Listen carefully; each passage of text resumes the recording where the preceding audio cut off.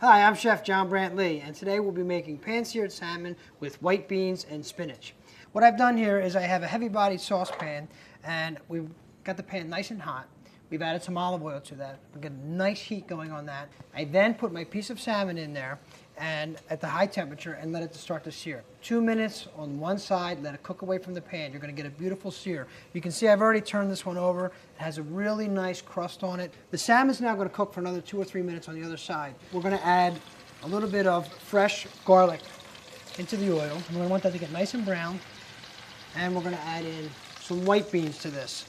Now we're using a canned white bean product, and we've reserved some of the liquid.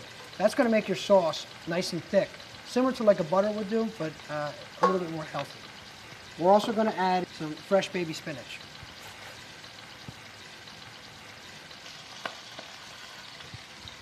And then we're going to throw a lid on that and just let that cook down for a minute or two.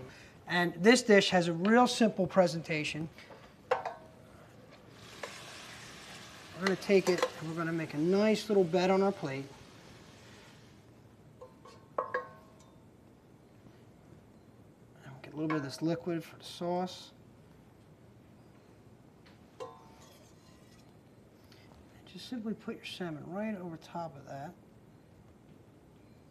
And to really make this dish pop, what I have here is a olive relish. So you're going to have your white beans, your spinach, beautiful salmon, and then we're just going to top it with this olive relish, which has a nice little sweetness to it. It also, if you notice, we didn't add any salt to this dish.